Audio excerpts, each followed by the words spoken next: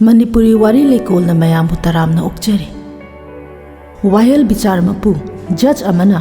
फारसी की हुकुम पीदुना मराल लेरबा मी अमबु फारसी तोहनबा ngami अदुबु ngasiगी वारी सिना Assam the थोखिबा मियामबु खम थेंगना ngakhanखिबा अमदि तु चुंगबा पोखनखिबा थौदो जज अमबु महाकी हेक नुपी अमदि मचानुपी अहुमबु हाटपगी मरालदा फारसी तौखिबगी यामना तांगबा अमसुंग अंगकपा वारी अमनि खुदोल तमजरी ngasiगी वारी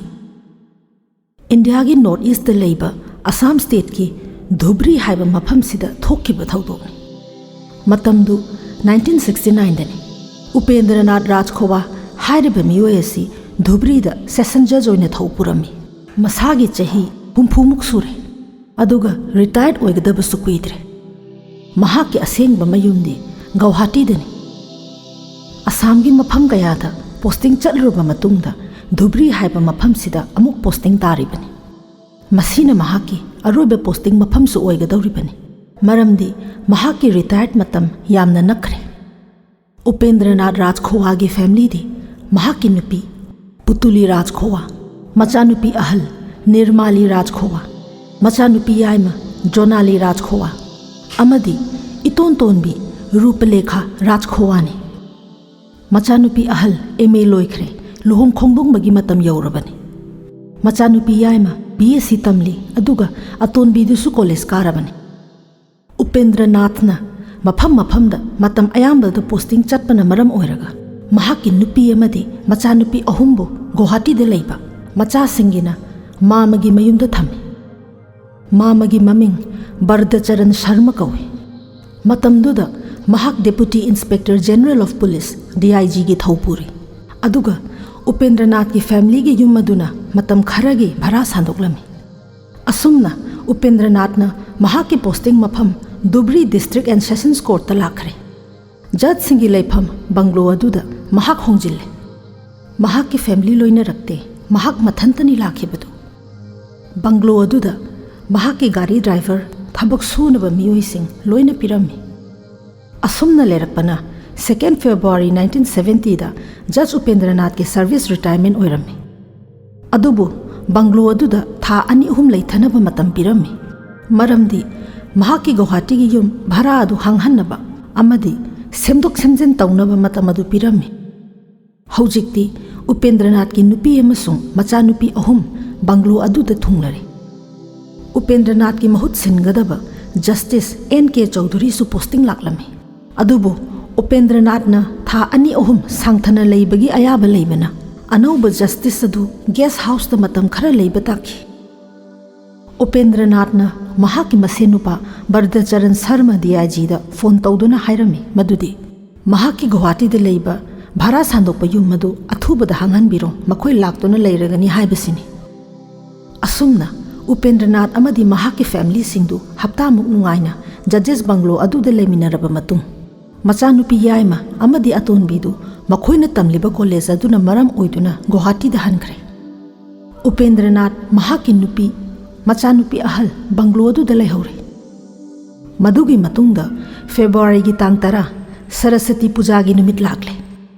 पूजा असि असमदसु हराव कुमहै इसै नोंमाय मेलाना चिंबा तौदुना यामना चावना पांगथोकलमी नुमित असिदा उपेंद्रनाथना महाकी मचानुपी याइमगा अतोंबिगसु पुन्ना याहन्निंखिबनी अदुबु मखोयदी कॉलेज की तंगाय फदबा लेबदगी यावबा ngamखिदबनी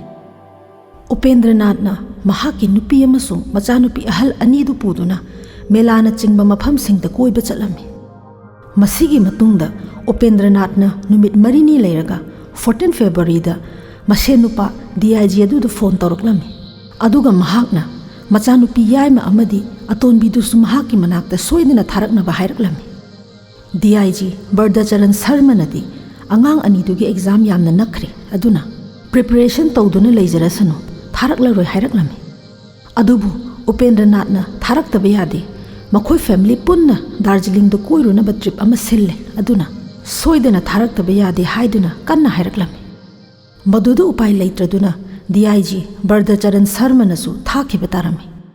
उपाय लेत्रबा DIG ना 14 February अदुमक्ता गुवाहाटीदगी धुबरी तमना चटकदबा बस अमदा काखत हनखिरमी असुमना नुमित 10 मुक लेरगा 24 फेब्रुआरी दा उपेंद्रनाथ ना DIG बरदचरण शर्मा दा फोन अमुक तौरक्लमी मदुदी मखोई गुवाहाटी की युम मदु हांगलब्रा लाकपा यारब्रा हाइना हांगलक्लमी खुदकता DIG बरद शर्मा ना युम अदु मी नेक्तुना सितोक सेंदोक हलमी अदुगा मथंगी नुमित्ता DIG ना उपेंद्रनाथ फोन तौदुना युम अदु लेबे यारगनी हाइना नबु होटनरमी अदुबु कॉल अदु उपेंद्रनाथ ना पाइखतलखिद्रे हंजिन हंजिन ट्राई तौरमी अदुबु उपेंद्रनाथ अमदी महाके फैमिली मेंबर अमतना फोन अदु पाइखतलखिद्रे असुमना फेब्रुआरी दगी मार्च दगी एप्रिल यौरखरे DIG शर्मा था अनि अहुम असि उपेंद्रनाथ महाके मची अमदी मखोई मचा सिंगा पाव फांगनरक्तबदुदा पाखतपा चिंगनबा फावरखि अहानबददी जज उपेंद्रनाथ महाके फैमिली गा नुंगाइना लेरमनी हाइना खल्लुबनी अदुबु असुम पाव फावनरक्तबा असिना चिंगनबा खरदी पोखल्ले मदुदगी 13 एप्रिल दा DIG शर्मा उपेंद्रनाथ ना थारप चिठी अमा फंखि इरिबा मरोलना उपेंद्रनाथ की नुपी अमदी मचा अहुम दिल्ली दा चटकनी हाइना चटखिबदगी हलक्तरे अदुना उपेंद्रनाथ महाक्सु दिल्ली दा थीबा चटले हाइबसिनी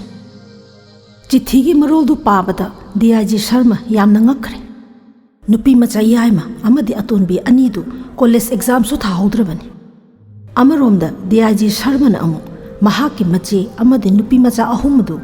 दिल्ली दा संकोइबा चटपा ओइरमनी हाइनासु अमु खलमे अदुबु चिंगनबा सिंकोकननबा DIG शर्मा ना उपेंद्रनाथ ना लेरंबा जज बंगलो अदुदा एप्रिल दी अरोइबा सरुकता लाक्लमी मदुदगी खांगबा ngamle 15 एप्रिल दगी हानना मफम अदु थादोक्तुना उपेंद्रनाथ ती चटलमले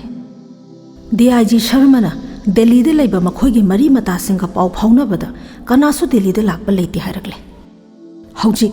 उपेंद्रनाथ की फैमिली असी दिल्ली दसु लेत्रे अदुगा गुवाहाटी दसु लाक्त्रे असुमना थिफम खंगदना DIG शर्मा गुवाहाटी दा अमु हलकले मे था लांथोखरे जून था दा अमु DIG Sharma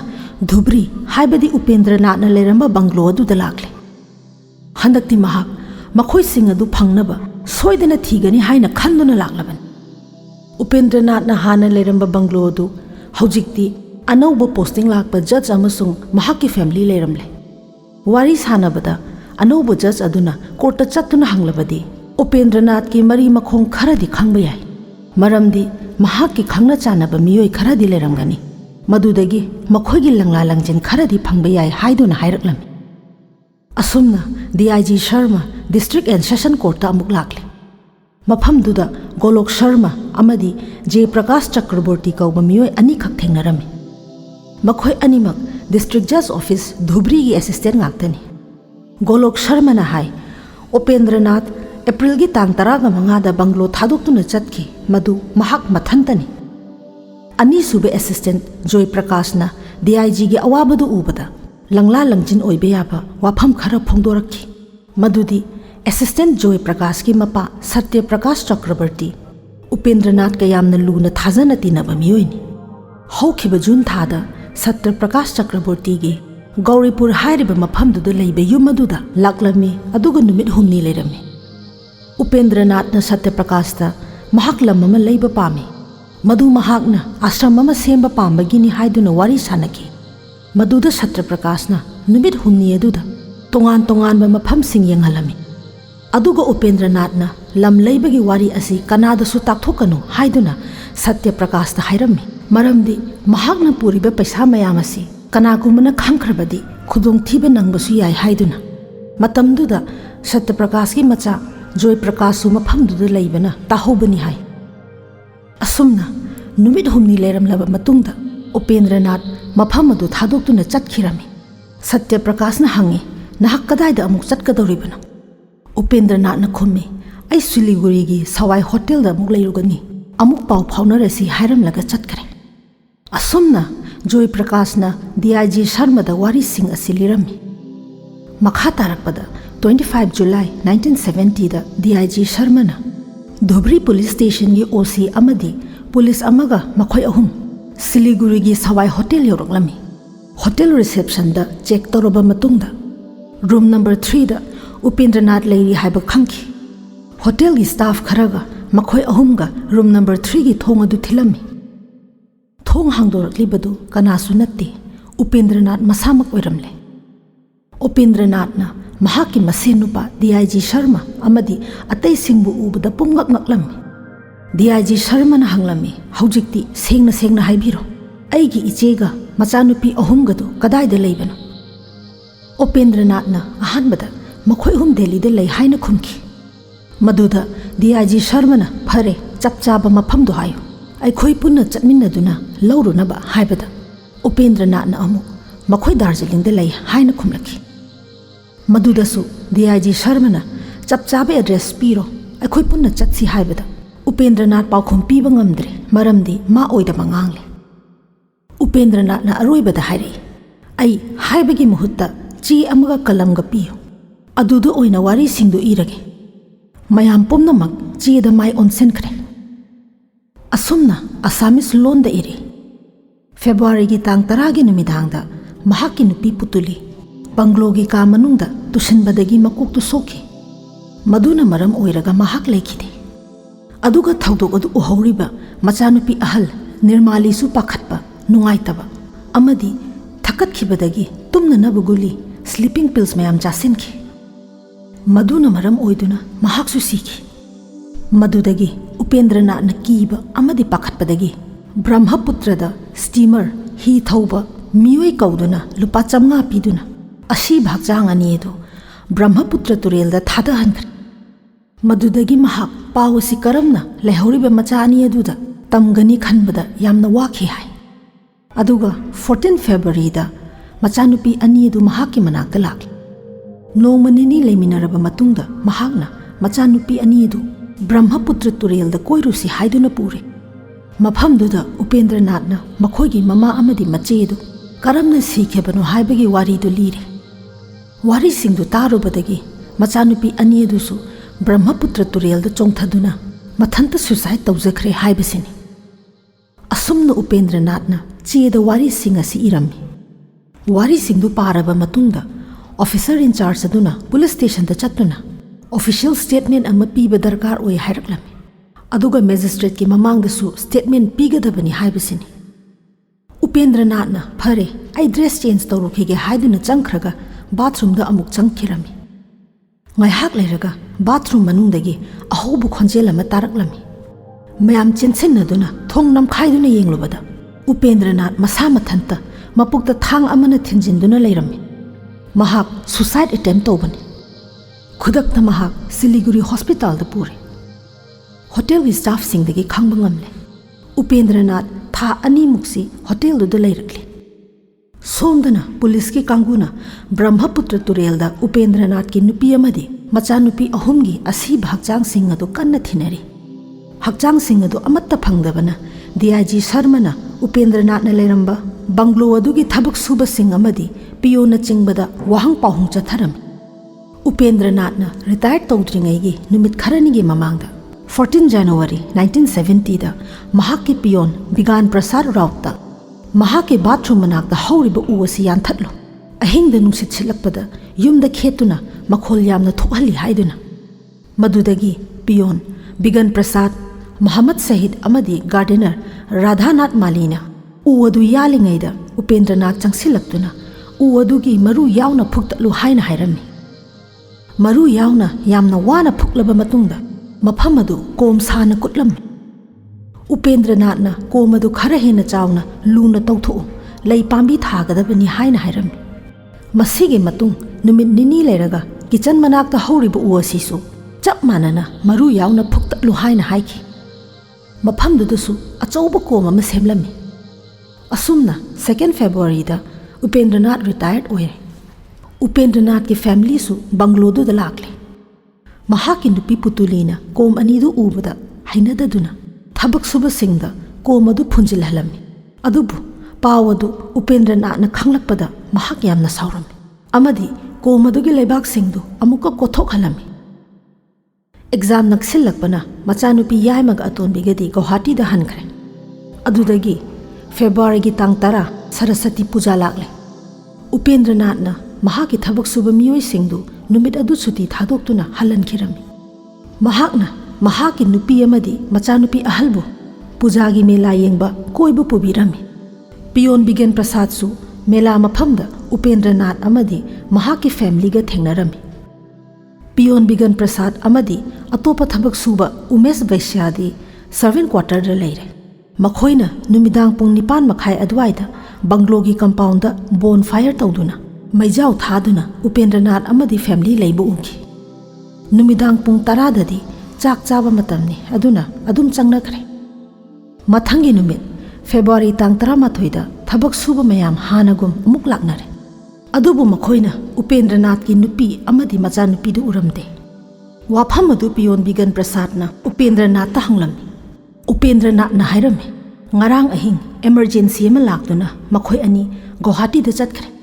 aina makhoi bu bus parking phau thindukre wafam asi khara dingaklami maramde mahaki driver amadi ate servant sing servant quarter da nakna leiribani makhoi bu kauduna tawhanba yaribani mayam magi thabak da mai onsin nakhre piyon began prasad na bazar dagi pot leiruraga halakpada bathroom gi mapalda thadukpa nalada angang ba ising chentharapu urami khudakta piyon began prasad na bathroom da chensinduna yenglubada upendranath phi suduna leiramba thengnakhi mahak ngakhi maramdi upendranath mamangda amukta phi suba thengnakhidri servant sing na suduna lakpani upendranath na hai thabak su retired oire siguma thabak si sudrabadi kari tawduna leigani mahak na suribadu mumpak phidak monkhum amadi khongkrau phuritni peon Bigan Prasad ना ngarang kumhai yengba chatlobada machu sing adu chukhibo oiramba yai khanduna banglo dagi mapal thoraklami mapanda bathroom gi manakta leibu komadu ningthina leba khochinduna phunjilamba adu mahakna urami mahakna changsinduna hanglubada upendranath na komadu chathok chatsin tawbada soiduna tasin khibe yai khanduna phumjinkhre haiduna khumlaklami February tang 13 da Upendranath ना महाकी मचानुपी अनीदुसु गुवाहाटी दगी धुबरी दा महाकी मनाक्ता लाक्तबे यादे दार्जिलिंग दा family पुन्ना कोइब चटकनी हाइदुना कौरे महाकना बस parking दगी मचानुपी अनीदु लौरुरे बंगलोदा यौरबदा मचानुपी अनीदुना मखोइगी mama अमदी मचे उदे कदाइदा चटखरे हंगबदा उपेंद्रनाथ ना मखोइ कोकराझार दा मरी मता अमगी अनाबा हंगब चटकी हाइना खुमलमी मसीदा उपेंद्रनाथ की थबक सूरीब सिंह हेना ngaknakre maramdi Guwahati da chatkhibani haiduna upendranath na makhoida haikibani upendranath na amuk makha tare Guwahati gi damak chatkhibani adubu lambi dagi Kokrajhar rom da haikibani asumna February gi tang 19 gi ayuk pung 10 aduai phobade banglo gi compound da macha ani du chatpa unaki maduna aroibu unahobani nungthil pung ani aduai da पियोन बेगन प्रसाद ना अमुबा गाड़ी में लाकप उरमी उपेंद्रनाथ का driver दुगा वारी सानखिब उना हुई नुमिदांग वायरम पुंग मरी मखाई ताबा द्वाइदा पियोन बेगन प्रसाद ना उपेंद्रनाथ महाकी मचानुपी अनीदु उदे हाइना हंगलमी उपेंद्रनाथ ना नोकलगा महाकी ममानबगी गाड़ी दा मखोई अनि गुवाहाटी दा अमुक थिनख्रे हाइना खुमलमी फेब्रुवारी तांग 13 ता कोम अमदुसु लेते मानना फुमजिलंबा थबक सुबह सिंह अदुना उनरमी हंगलुबदा हानगी पाउखुमगुम खुदोंग थिनिंगाई ओय मी तासनगदरा हाइदुना फुमजिनखिबनी हाइना खुमलमी मदुगी मतुंग अप्रैल गे तांग 15 दा उपेंद्रनाथ बंगलो थादोक्तुना सिलीगुड़ी एक्सप्रेस दा चटखिरमी मदुदगी महाक कदाइदा लेखरे हाइबसी कनानासु खंखिद्रबनी सोमदना हौजिक उपेंद्रनाथ सिलीगुड़ी हॉस्पिटल दा लायेंग चत्थरिबनी महाकना मपुक्ता थांगना थिंजिनजदुना सुसाइड अटेम्प्ट तौरमलबा मतुंग अदुनी हौजिक महाक खुदोंग थिनिंगाई ओइदरे फगतलकले अगस्त की तारीख 3 1970 दा धुबरी दगी ऑफिसर खरा लाक्तुना उपेंद्रनाथ पु वाहंग पाहुंग चथबा हौख्रे अगस्त 9 दा उपेंद्रनाथ ना कन्फेस तौजरे मदुदी महाक मसामकना महाकी नुपी अमदी मचानुपी अहुमबु हाटपनी हाइना फेब्रुवारी 10 दा महाकी नुपी अमदी मचानुपी अहलबु हाटपनी अदुगा उमेश वैश्या हाइरिबा सर्वेंट असिगी मतेंगा लोइनना हक्चांग अनीदु बाथरूम मनाक्ता लेबा कोम अदुदा फुमजिनखि फेब्रुवारी की तांग 15 गी अहिंगदना मचानुपी याइमा अमदी अतुनबी हाटखि मदुसु उमेश वैश्या गी मतेंगा लोइनना किचन मनाक्ता लेबा कोम अदुदा फुमजिनखि पाव असि नोंगानबगी खबर न्यूज़ न चिंगबदा फोंगलक्तुना मियामगी नाकोंग यौरक्ले